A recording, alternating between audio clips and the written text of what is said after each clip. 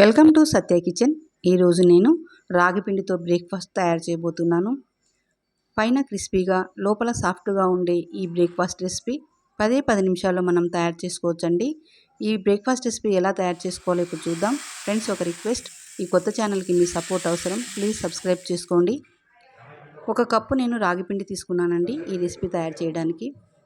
మార్కెట్లో కొన్న పిండే రాగి పిండి. అలాగే 1 కప్పు పెరుగు, 1 కప్పు వాటరు.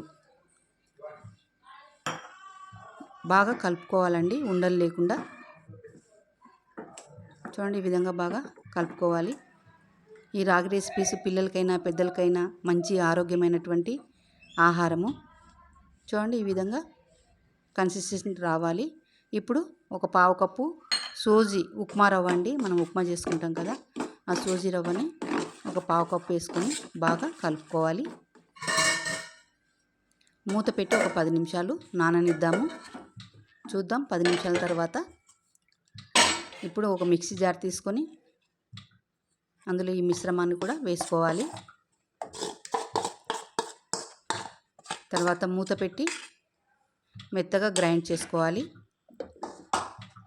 చూడండి, కన్సిస్టెన్సీ ఈ విధంగా ఉంటే సరిపోతుంది.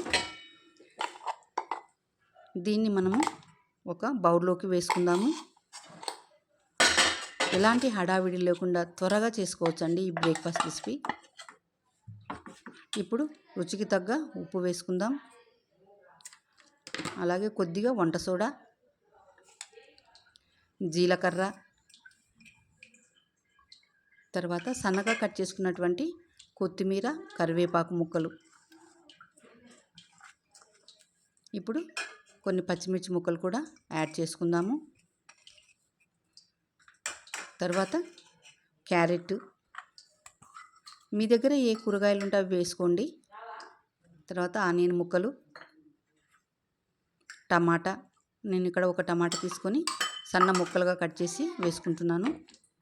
ఇవన్నీ కూడా పిండిలో బాగా కలుపుకోవాలి.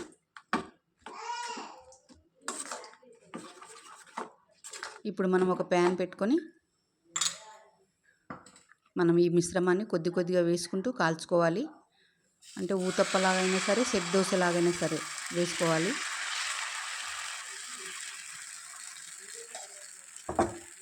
మూత పెట్టి మగ్గిద్దామండి. ఒకవైపు మూత పెట్టండి. కొద్దిగా ఆయిల్ వేసుకుందాము. రెండో సైడ్కి తిప్పి కాల్చుకుందాము. మనము రెండో సైడ్ ఊతప్పని తిప్పుకున్నప్పుడు మూత అవసరం లేదండి, ఎందుకంటే మెత్తగా అయిపోతాయి, క్రిస్పీగా ఉండదు. ఇలా బాగా కాల్చుకున్న తర్వాత ఒక ప్లేట్లోకి తీసుకోవాలి. ఇంకో ఊతప్ప కూడా వేద్దామండి, ఊతప్ప ఆ సెట్ దోశ.